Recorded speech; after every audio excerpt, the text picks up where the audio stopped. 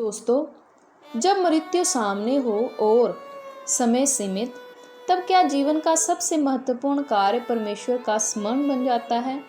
क्या आपने कभी सोचा है कि मृत्यु का सामना कर रहा राजा क्या करता है? यदि वह विवेकशील हो तो वह क्या पूछता है? आज की कथा उसी जिज्ञासा से जन्मी है। जब राजा परीक्षित ने सुखदेव जी से पूछा, महात्मा, मरणासन मनुष्य को क्या करना चाहिए जिससे उसकी मुक्ति हो सके? आज की कथा में जानिए सुख सागर के स्कंद दूसरे के अध्याय 1 में राजा परीक्षित को सुखदेव जी का धैर्य और श्रीमद् भागवत की महिमा सुनाना। संसारिक मोह और उसकी निरर्थकता पर उपदेश। श्रीमद् भागवत की महिमा। खट्वांग राजा की धोगड़ी में हुई मुक्ति। परमेश्वर के विराट स्वरूप का ध्यान। राजा परीक्षित के गहरे और सार्थक प्रश्न पर सुखदेव जी ने कहा, हे राजन, तुमने बहुत सुंदर प्रश्न किया। इससे न केवल तुम्हारा कल्याण होगा बल्कि समस्त संसारी जीवों को भी मार्ग मिलेगा। सुखदेव जी बताते हैं, जो मनुष्य परमात्मा की महिमा नहीं जानते, वे स्त्री, पुत्र, व्यापार और विलासता में डूबे रहते हैं। वे रात स्त्री संग और दिन संसारिक उद्यम में व्यर्थ करते हैं, पर ना उन्हें समय मिलता है न मुक्ति। वे झूठ बोलकर धन कमाते हैं, अपने परिवार को पालते हैं और फिर उन्हीं का मृत्यु भी देखते हैं, फिर भी विवेक नहीं आता।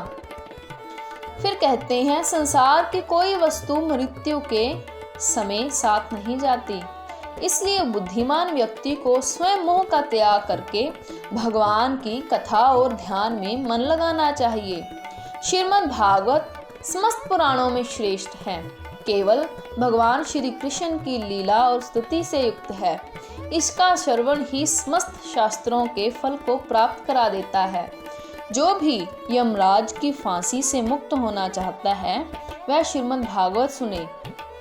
जहाँ ये कथा होती है वहाँ देवता तक उपस्थित होते हैं और श्रोता के अनेक जन्मों के पाप मिट जाते हैं।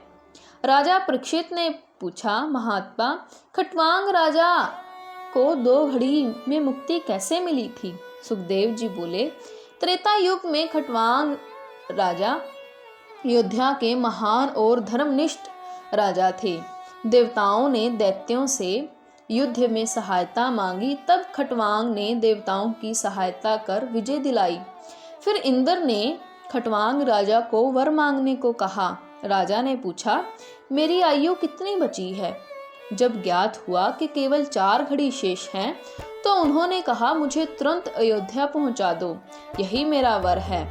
वहां पहुंचकर 2 घड़ी में सब कुछ ब्राह्मणों को दान किया, पुत्र को गद्दी दी, परिवार मोह त्यागा।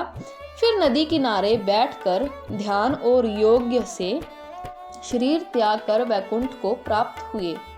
सुखदेव जी ने समझाया, हे राजन, 7 दिन बहुत हैं, भय त्यागो और भागवत ध्यान में मन लगाओ। अगर सूक्ष्म रूप में मन न लगे तो इसके विराट स्वरूप का ध्यान करो।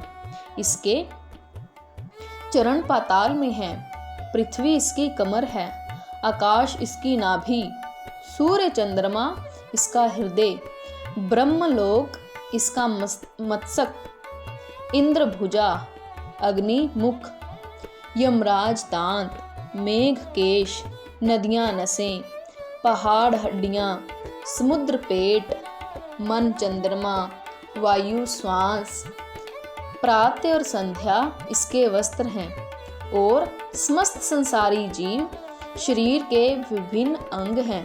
जो इस विराट स्वरूप को हर जगह देखे, वह ना शत्रु से डरता है, ना मित्र की आशा करता है।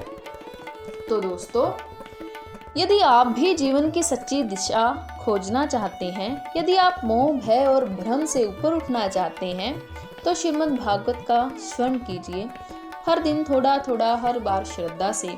सुखदेव जी के वचन सिर्फ परीक्षित के लिए नहीं, हर उस इंसान के लिए हैं जो अंत को जानकर अमरत्व चाहता है। ध्यान कीजिए, मृत्यु डर नहीं, अवसर है परम सत्य से जुड़ने का। तो दोस्तों, यह था सुख सागर के स्कंद पुराण के अध्याय 1 का सार, जिसमें सुखदेव जी ने राजा परीक्षित को केवल मृत्यु नहीं, भय, मोह और असत्य से भी मुक्त किया। जिसने श्रीमद् भागवत को अपनाया वह जन्म और मरण के चक्कर से ऊपर उठ गया। तो दोस्तों, अगले अध्याय में हम इसके आगे के अध्यायों के बारे में जानेंगे और देखेंगे कि फिर सुखदेव जी और राजा परीक्षित की क्या वार्तालाप होती है। तो तब तक के लिए आप देखते रहिए इंडियन वेद और पुराण, और अगर आपको अच्छा लगे तो चैनल को सब्सक्राइब कीजिए, लाइक कीजिए और अपने दोस्तों